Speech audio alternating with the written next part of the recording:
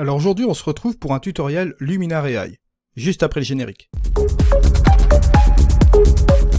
Bonjour à toutes et à tous, mon nom est Eddie Kinol. Si vous débarquez sur ma chaîne YouTube pour la première fois, je vous souhaite la bienvenue. Ici, on parle de post-production créative et traditionnelle, et en général de photographie.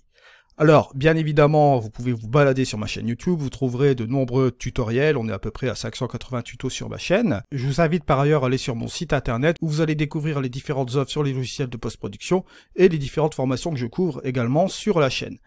Alors, avant de commencer aussi, je tenais à vous préciser que Skyloom propose en ce moment une réduction de 40% sur leur logiciel phare Luminar AI et sur différents packs et différentes offres. Je vous invite à aller voir ces offres juste dans le lien affilié en dessous de cette vidéo, bien sûr. N'hésitez pas à aller consulter ces offres. Je vous rappelle par ailleurs que pendant ces offres d'été, mon coupon code n'est pas actif. Il sera de nouveau actif après la réduction de chez Skyloom. Bien, après cette promotion de 40% de chez Skyloom, vous pourrez retrouver mon coupon code habituel. Alors sans plus attendre, on va post-traiter cette photo du Mont Saint-Michel dans les Cornouailles, bien sûr, et on va regarder ce qu'on va pouvoir faire de cette photo. Alors bon, sans plus attendre, j'ai corrigé l'optique pour gagner du temps, j'ai réglé un peu la composition, je l'ai mis en 16/9. J'ai mis en 16/9, pourquoi? Puisque au-dessus j'avais du ciel bleu et la concentration des nuages était ici. Alors ce qu'on va faire tout de suite, on va aller directement dans l'outil lumière. Je vais prendre la petite pipette, je vais prendre un point relativement neutre, on voit ici un point blanc comme ceci, voilà à peu près, et je retrouve la colorimétrie d'origine qui était une or dorée, je vous le précise. La chose que je vais faire aussi, c'est reprendre l'Adobe Standard, juste comme ceci. On retrouve forcément le profil du boîtier aussi également, en Adobe Standard bien sûr. Les couleurs sont moins valorisantes, mais vous allez voir qu'avec Luminar AI, on va retrouver tout cela. Je vais prendre l'accent AI par exemple ici, et on va utiliser ici l'accent. On va le monter peut-être de moitié, peut-être à 50. On avait déjà les tonalités qui étaient relativement bien avant. Regardez ici, on a le avant et le après. Ça s'est resserré un petit peu au niveau des tons moyens, regardez. Hop, on a moins de creux ici au niveau du ton moyen, c'est relativement intéressant. On va utiliser l'embellisseur de ciel, bien sûr, peut-être juste comme ceci, de moitié aussi à 50, quelque chose comme ça. On va regarder un petit peu ce qu'on a dans le résultat dans cette image-là. Ce qu'on peut noter tout de suite, c'est qu'on peut aller dans le paysage. On peut rajouter encore un petit peu d'heure dorée. Ce qui va renforcer cet effet d'heure dorée comme vous voyez ici. Bon, là, on est quand même relativement bien. Je vais utiliser aussi la réduction de brume. Vous voyez, ça va interagir un peu sur l'ensemble de l'image, juste comme ceci. Si je fais ma différence, regardez, avant le paysage et après le paysage, ça rajoute un petit peu de chaleur sur l'ensemble de l'image et c'est relativement pas mal. On va utiliser des micro-contrastes avec la structure AI, juste comme ceci. Si je fais ma différence, regardez, entre le avant et le après, c'est relativement intéressant. Je vais dire que je vais laisser cela comme ça, mais je vais utiliser mes super contrastes après. Bon, là, vous savez très bien comment j'interagis avec ça. Boum, boum, allez, boum, juste comme ceci. On va un petit peu ramener cela ici, ramener cela juste là, sur cette partie-là de l'image. Je vais même regarder au niveau des hautes lumières, je vais même les ramener un petit peu juste comme ceci, parce que si je vais au niveau du point blanc, ça va éclaircir davantage, donc c'est pas ce que je cherche, je vais aller plus par ici. Regardez ce qui se passe avant, après, vous voyez que c'est léger, mais bon, on a fait une petite interaction ici sur tous les contrastes, ça donne un petit peu plus de punch. Et bon, bien sûr, on va pas se le cacher en boostant un petit peu les contrastes, en écartant la courbe, on va interagir un petit peu sur les couleurs comme ceci. Bon, maintenant, si vous trouvez que c'est un petit peu trop coloré, comme d'habitude, je vais utiliser mon saturation, je vais le mettre à moins 34 pour faire un petit test, ouais, c'est pas trop mal, mais bon, c'est un peu trop, je vais le mettre à moins 15, voilà, de moitié, on est sur quelque chose de pas mal, là. Là, je dois noter quand même que j'ai une petite chose à faire aussi, je dois aller effacer une tâche de capteur que je vois là. Hop, juste comme ceci, je fais effacer. On va dire que c'est pas mal. Et alors, on est sur quelque chose de pas trop mal ici. J'essayerai bien, allez, rajouter une ambiance particulière. Si je vais utiliser les luttes, je vais charger une lutte personnalisée, par exemple. Je vais utiliser mes luttes teintées.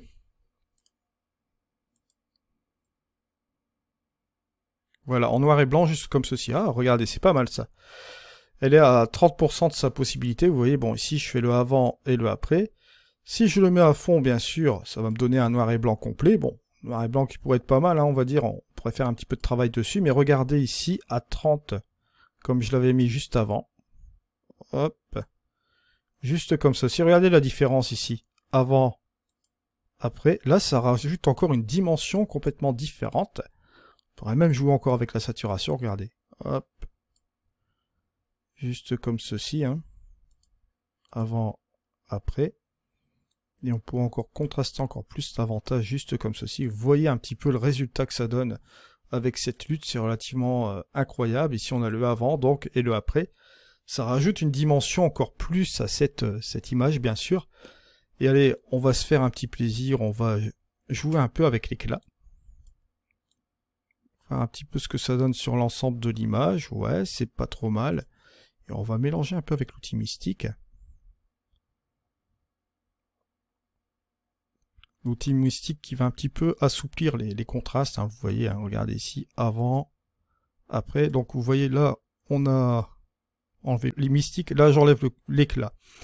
Je remets l'éclat, vous voyez, ça donne un truc assez particulier. Bon, on peut même revenir un petit peu en arrière, voilà, juste comme ceci. Je vais mettre l'outil mystique. Regardez cette ambiance sur les contrastes qui ont été un petit peu adoucis justement grâce à cela. On obtient un résultat qui est relativement intéressant. Regardez la différence ici, on a le avant et vous avez ici le après. J'ai rectifié ici un petit peu les perspectives, juste comme ceci. J'ai rapproché un peu le mont pour lui donner une plus grosse dimension ici encore en plus. On pourrait bien sûr faire quelque chose, c'est utiliser ici la vignette.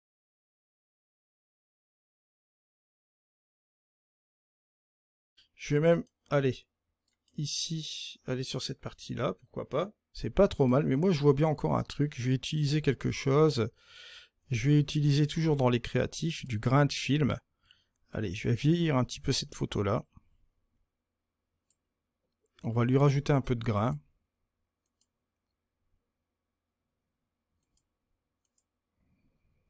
Avec la taille et cassure, je vais la laisser un peu comme ceci. Ouais, c'est pas trop mal comme ça. On va dire que c'est pas mal du tout. Je vais revenir dans l'outil composition, je vais revoir un petit peu le mont, si je peux pas le redresser encore davantage ici. Essayez de l'asseoir un petit peu plus comme ceci. Voilà, un petit peu plus droit, ouais, ce sera un petit peu mieux comme ça. Je vais appuyer sur Entrée. Voilà, c'est quand même un peu mieux comme ça. Et là, on en arrive un petit peu sur ce résultat final. Si je fais ma petite différence, regardez ici entre le avant et le après. C'est pas mal du tout. Petit grain comme ça, argentique. Bon, bien sûr, on peut mitiger aussi ce grain. On peut, bon, bien sûr, rajouter une taille un petit peu plus raisonnable. Voilà, peut-être juste comme ceci, avec une cassure un petit peu moins importante. Ou plus importante, hein, selon les goûts. Juste comme ceci. Et on peut toujours revenir en arrière, vous voyez, et remonter tout doucement.